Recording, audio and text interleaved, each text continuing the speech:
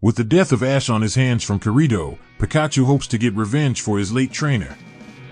However, he knew he could not execute this plan alone. So he decides to explore the entire country and find people who could help him get his revenge. He first runs into Edward Elric. Edward was also facing a crisis of his own. His brother was getting more insane and insane by the day.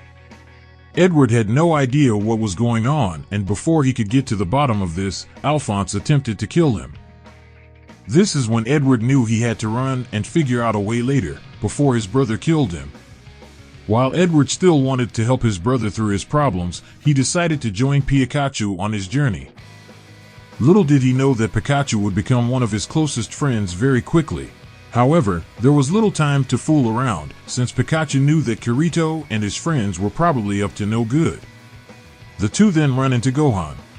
Gohan was a calm and collective person who quickly became a necessity so Edward and Pikachu's personalities would not clash. His reason for joining was very simple. He wished to grow strong like his father Goku. He had been away from the battlefield for far too long and knew it was his time to train and get stronger. And this seemed like the perfect challenge. The three would then run into Mitsuki, who would slowly become the voice of reason in the group. Mitsuki, while only being 12, was arguably the most capable fighter. Finally, the four meet their last member on the team, Toby. Toby actually used to be a maniac serial killer, so everyone else was skeptical about recruiting him, besides Pikachu. Pikachu saw his sadistic ways as his own fighting spirit. Now with all of the team assembled, the five were about to go head-to-head with Kirito and his gang until they ran into Treecko. Treecko challenges Pikachu to a battle and Pikachu accepts willingly. The fight between these two was like that of legends. Afterwards both had passed out, and this is when Pikachu gained Treecko's respect, and this convinced him to join the team. With the team now being stronger than ever before, it was obvious that taking down Kirito was the only remaining task, besides Edward's own personal goal to also save his brother. When the six arrived at Kirito's base of operation, which he called Kirito's World, they were shocked to see that he was not alone. There were 5 other people there, with one of them being none other than Alphonse Elric. Edward, shocked to see his brother in this state, knew what he had to do. Each of the 6 heroes choose an opponent and prepare to square off.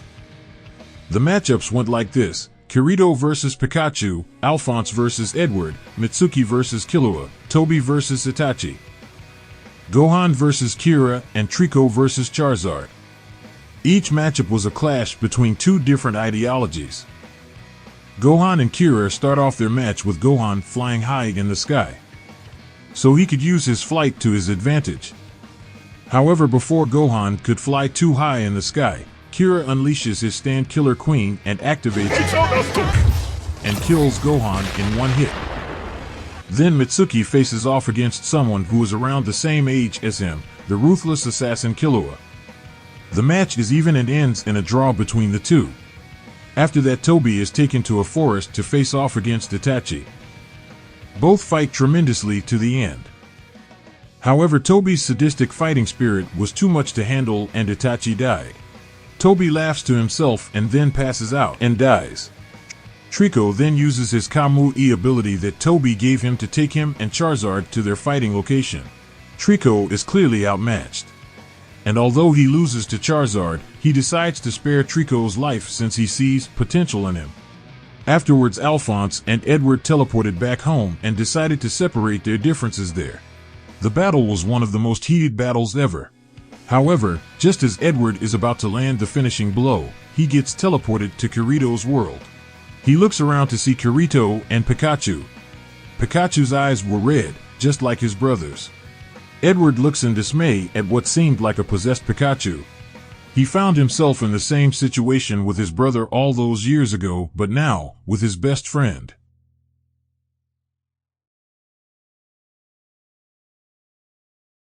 Last time on Pokemon Brotherhood, Pikachu and friends stumble upon Kirito's world, and each of them split up to face each of the members of Kirito's gang. However, a dark omen arose in the form of Pikachu turning evil due to some sort of possession done by Kirito. With Pikachu turning evil right in front of his eyes, Edward knew he could not leave things the way it was. Although his life was luckily saved thanks to Mitsuki and the gang, Edward knew he had to go on his own personal journey to save Pikachu. Venturing with his other comrades would just not work here since their bonds with Pikachu was nowhere near the same level as his. So this is where Edward decided going rogue and saving Pikachu by himself was what he was going to do. However, with the resignation of Edward and Pikachu, on top of Gohan and Toby's heroic deaths, the team was the weakest it could be, and with only Mitsuki and Treecko, they were in no shape to take on Kirito's gang at all. So Mitsuki decided he had to step up to the plate and rebuild the team from the ground up. Luckily, Mitsuki and Treecko managed to come in contact with a strong fighter by the name of Ban. He was nothing like any of the other fighters at all. Ban didn't use logic at all to win his fights. He didn't even need logic because of his immortality. Mitsuki knew Ban would be a valuable member on the team, and with his ability he could easily count as the strength of two people. With Ban on the team, Mitsuki thought just one more member would be fine. Before Mitsuki could say anything else, a weirdo with an afro started fighting Ban. Mitsuki and Treecko were confused as to what was going on. Ban, however, said that the afro guy's name was Usopp and he was a stalker that wanted somebody to train him. Although he looked very weak, Mitsuki decided to hire him and not fire him because of his potential to be a stronger fighter. Meanwhile, Goku hears the news of his son's death and goes insane. Without thinking about the fact that he could just revive his son with the Dragon Balls, he immediately starts packing to avenge his son. Meanwhile, Edward starts heading back to Kirito's world, so he can try to convince Pikachu by any means it takes to turn him back to the good side again. While on his way to Kirito's world, he finds himself face to face with Alphonse, who still has injuries in his armor from the last fight. Thinking his brother was still evil, Edward prepares to fight his brother. Before anything escalates, Alphonse says that he is back to his normal self and he now wants to help his brother get back his beloved friend. With the arrivals of not only Mitsuki's team, but also Edward and Alphonse along with the new combatant Goku, Kirito and gang knew that they would be at a disadvantage with less people to handle the many fighters. So the battle plan Kirito came up with was: Killua would fight Mitsuki, Ban, and Usopp, Charizard would fight Treecko, Kira would finish up the Sun family be beating Goku, and Pikachu would fight Alphonse and Edward, while Kirito would stay in the headquarters if anybody needed assistance.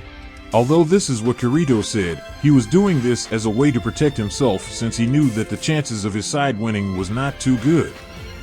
Now with each member teleporting the combatants they were given to a battlefield, now was the time for the plan to be put into action. Killua's fight was one of the hardest due to him having 3 people he needed to fight. Luckily one of them was weak, and unluckily, one of them was so strong it was like he was fighting 2 instead of 1. The battle was too much for Killua, and he had managed to escape with some major injuries. While this fight was going on, Edward and Alphonse were trying to convince their comrade Pikachu to come back on their side. However, the possession done by Kirito was too strong to be broken by words alone, so it took Edward's sheer determination to help his best friend turn back to normal. Pikachu was brought back to reality by seeing that his trainer might be gone, but his future is still here in the form of Edward. They succeeded in returning their friend back to normal. While Kirito was watching all of this from the headquarters, somebody breaks the door down. It was Guts, the true mastermind and Black Sword men of the group. Guts was not very pleased with how Kirito was sitting around and not even trying to help his comrades out. Just by looking in Guts' eyes, Kirito could see that somebody would die in this room right now, and he did not want it to be him. So Kirito tries to possess his leader Guts, which proves to be too slow, and he ends up getting slashed by Guts' legendary sword. Kirito was killed by the hands of his own leader. Goku finally gets the chance to meet Kira.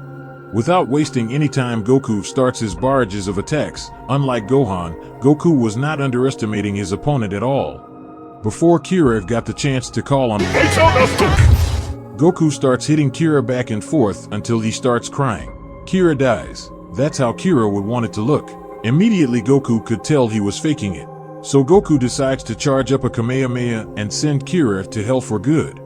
Treecko then faces off against Charizard. However, this time it is much harder for Treecko. Charizard was not holding back at all now. Treecko knew the only way to stand a chance was to go even beyond, and with a push from Charizard he managed to evolve into a Grovyle. Now with the whole team and new team back together, they all have encountered the true mastermind behind it all, Guts. However, Guts said that fighting them all like this would be no fun, so he proposed a tournament to settle everything and also determine who is the strongest out of all of them.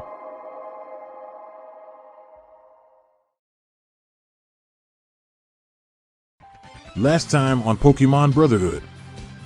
Guts, the true mastermind, killed Kirito because of how irresponsible Kirito was by not acting like a true leader. Afterwards, Pikachu and friends ran into Guts in Kirito's world. The final showdown was about to take place until Guts proposed a better idea to settle their small dispute. He proposed a tournament for only the strong to fight. The rules would be that the tournament would have to be fought with only 3 teams in a battle royale style. Pikachu was preparing to make his team. He knew he needed the fighters who had shown the biggest feats and determination the whole way through. His first choice was Edward. It was not just because he was his best friend, it was because of how he has survived up to this point and his determination to help everyone on his team even in the brink of darkness. Pikachu's next choice was Goku. Goku was an easy choice since he single-handedly beat the serial killer Yashikage Kira by only using less than half of his powers. Finally, the last member to join the team was Grovyle. Grovyle was a fellow Pokemon like Pikachu. Now with the whole team assembled, they were ready to take on the intense fights that Guts tournament would offer. Pikachu's team had made it to the tournament arena. Pikachu saw that Guts' team had a new member who looked rather bizarre. His name was Frieza. In addition to Frieza on Guts' team, there was a third team that had many unknown fighters in it. Pikachu was very confused by why Guts decided to bring in this unknown team. But clearly, he must have a screw loose if he chose to kill his own partner, Kirito. The unknown team was composed of a green-haired swordsman named Zoro Roronoa, a swordswoman named Erza Scarlet, as well as the brother to Itachi Uchiha named Sasuke Uchiha. Finally, you had the last member on the team who looked by far the most sadistic, named Juzu Suzuya. Now the tournament was about to begin. The announcer said the first matchup would be Killua versus Zoro. Pikachu's team was expecting Killua to have an easy win, however they were underestimating Zoro's abilities as a swordsman. The fight started out normally. Killua pulled out his deadly yo-yos.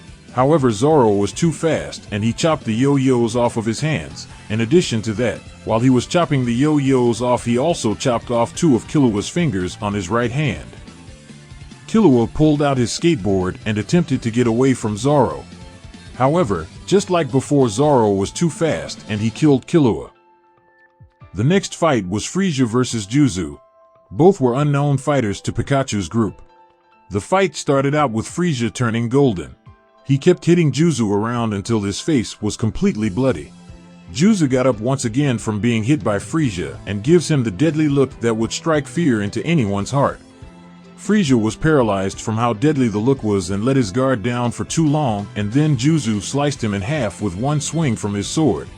But that was not enough for this psycho, as after he sets off a bomb he had in his pocket and kills Frieza. The next fight was Goku versus Erza. Edward was scared of what Goku would do to Erza since he had a big crush on her.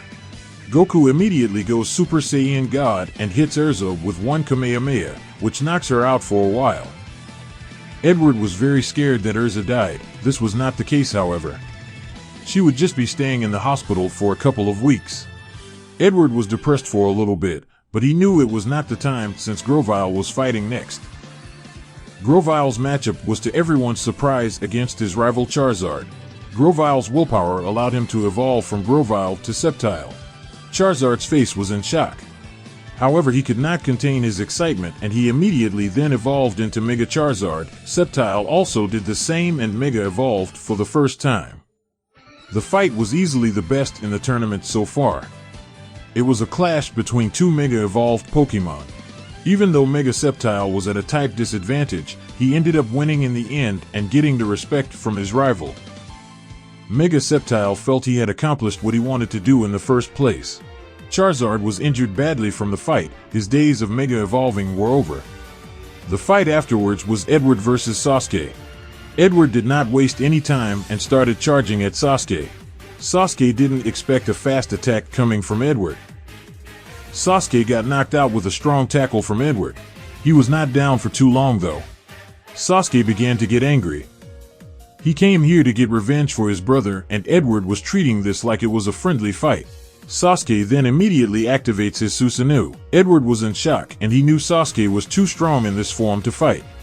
So for a majority of the round, Edward ran away, until Sasuke's Susanoo ran out of juice and stopped working. This is when Edward drew a transmutation circle and sealed Sasuke into the ground. Now it was time for the final match of the first round, Guts versus Pikachu. Guts went into his armor mode to prepare for the big fight at hand. Pikachu had trained for this fight for weeks. He was not going to leave this stadium unless he or Guts was dead. He knew why he was doing this, and he knew Guts would bring him one step closer to his grand goal. The fight started out with Guts knocking Pikachu back and forth with his powerful sword. Pikachu didn't expect Guts to be this powerful. He was losing hope and was slowly falling into his own demise. Until a shout from his friends woke him up and gave him the determination to keep going. While he was fighting Guts, he remembered all the fun times he had, all the people he had met, and that's when it hit him. He had something else he needed to do after this fight. He was not going to die here. Pikachu started fighting Guts with 200% of his power. Things started to look more equal between the two. Both were very bloody and were having a hard time to just catch their breath. Pikachu then used this opportunity to charge a thunderbolt with all the feelings of his trainer and his friends. Even this thunderbolt was too much for Guts to handle, and he ended up dying from the shock of the blast. That ended the first round. The second round was supposed to start right after. However, no one was expecting the host to die in the first round, so the tournament had to be called off. It was a bittersweet way to end their journey in such an anticlimactic way. However, there was nothing that could be done. The mastermind Guts was dead, and that is all they needed to accomplish. Although that was the end of this journey, there was still some things awaiting them in the future.